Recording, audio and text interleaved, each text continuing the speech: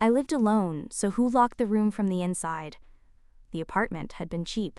Too cheap. But after 3 weeks of couch surfing and dodging landlords, I didn't ask questions. I signed the lease, grabbed the keys to Unit 3B, and moved in that same night. The layout was odd. Narrow hallway, tiny kitchen, then a long corridor with 3 doors. 2 were bedrooms, 1 was a closet. At least that's what the floor plan said. But the 3rd door didn't open, not even a budge. I thought it was a maintenance room, maybe sealed off. But the lock was on my side, deadbolt and all. I didn't care at first. I shoved a dresser in front of it and pretended it wasn't there. But then I started hearing things. Scratching. Shuffling. Sometimes it was faint, like nails dragging across wood. Other times it was louder. Thumps, like someone knocking softly, rhythmically, just once a night, always at 3:12 a.m. I tried recording it, but every time I hit play, the audio was blank. Total silence, even though I'd watched the red levels spike in real time. One night I got drunk enough to try breaking the door open. Didn't work. But the next morning, the dresser was moved, just slightly. About 4 inches back from where I'd shoved it, like something had pushed outward. I called the landlord. He said, "There's no 3rd door in 3B. I sent him a picture. He never replied. That night, I noticed something else. I had locked the front door, chain, deadbolt, everything. But when I woke up around 3:15, it was wide open. And on the floor, leading from the hallway to that locked door, were wet footprints. Bare feet. Too small to be mine.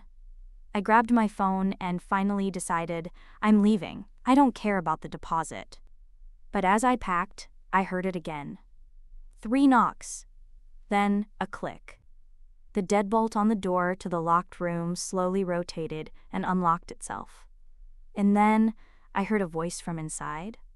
It sounded like me. "Wait, don't leave me in here. Wait, don't leave me in here." The voice was mine.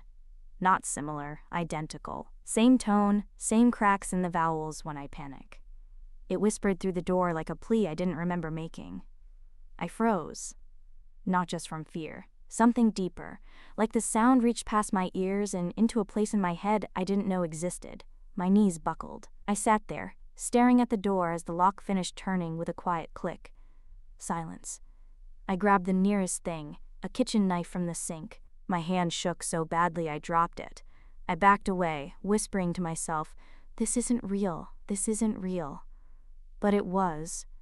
The door creaked, just a few inches. Then stopped. And I swear, someone exhaled from the gap, like a sigh, slow, tired, and very close. I should have run, but I moved forward instead. My legs felt like someone else was controlling them, like I was being pulled. I reached for the doorknob, still warm, as if someone had just let go. I turned it slowly. The room beyond wasn't part of the apartment. It couldn't be. There was no wall. No ceiling. Just black. A vast, humid blackness stretching in every direction. And hanging in the air, flickering dimly, was a single bare light bulb on a wire. It swayed gently. Beneath it, there was a chair. And on that chair was me. Not a mirror, not a hallucination. Me. Same shirt, same scars, same everything. But his eyes were dead, wide open. Pupils dilated like a corpse. He didn't move, didn't blink, didn't breathe. I stepped backward. And that's when he finally spoke. Still sitting perfectly still. "I told you not to open it." I slammed the door, locked it, pushed the dresser back, sat in the corner and cried like a child. I don't remember falling asleep, but when I woke up, everything was back to normal. Except the light in the locked room was still swaying under the door. And now, every time I close my eyes, I see myself sitting in that chair. But the face, it's starting to change. It's smiling now. I packed my bags. Didn't shower, didn't eat, just threw everything into a duffel and bolted for the door. No looking back. I reached the front door, grabbed the handle, but it was gone. The chain was still there, the peephole too, even the light beneath the threshold, but the handle vanished. Just a flat slab of wood where the knob used to be. I kicked it, slammed it with my shoulder. Nothing. My screams echoed too long, like the hallway had grown. I ran to the window next, yanked the blinds. Brick wall. I live on the 3rd floor. There was never a wall there. I opened my phone. No signal. The time? 3:12 a.m. Again. Always. That same cursed hour. I decided to try the hallway outside my apartment. Maybe someone heard me. I unchained the door and stepped into the corridor. But the hallway was wrong. Longer, narrower, lights flickering in a slow rhythm like a heartbeat. And it smelled. Wet wood, mold, and something metallic, like blood on copper pipes. I started walking, but the walls shifted. Pictures I'd never seen before now hung crookedly. Faces scratched out with deep gouges. Doors lined the walls, none of them mine. I walked faster, until I realized I'd been walking in a circle. The same hallway, same gouged portraits, same dark stain near the vent that looked like something had crawled across the ceiling. I stopped, turned around. And there, at the end of the corridor, was me. Not the corpse version, not the thing from the chair. Me, right now, staring at me. Mouth open, eyes wide. And he said quietly, "You're doing it again." Then he turned away, walked into one of the doors, and disappeared. I rushed to the door he used. No handle, no sound, just silence. Until behind me, I heard the creak of the locked room opening again. I ran back inside and locked every door I could. But now the lights flicker even when I don't move. And my reflection in the mirror? It blinks out of sync. I don't own a landline. Never did. But tonight a phone rang. Old school, rotary dial, sitting on the kitchen counter where my coffee maker used to be. Black, covered in dust, and ringing. The sound didn't match the room. It was too loud, like it came from inside my skull instead of the air. My ears rang from it. I should have ignored it, but I didn't. I picked it up. Hello? Static. Then a faint whisper. It sounded wet, like someone talking through blood. It said, "He's almost done wearing you." Then the line went dead. I dropped the phone. It shattered. Not like a real object. It broke like glass in a dream, without resistance. And inside, where the wires should have been, were teeth. Human. Stained, cracked, just sitting in the hollow shell. I screamed. Ran to the bathroom, washed my face, tried to breathe. And then I looked in the mirror. It wasn't me. I mean, it looked like me. But the eyes were wrong. Too dark, too still, and the way it smiled.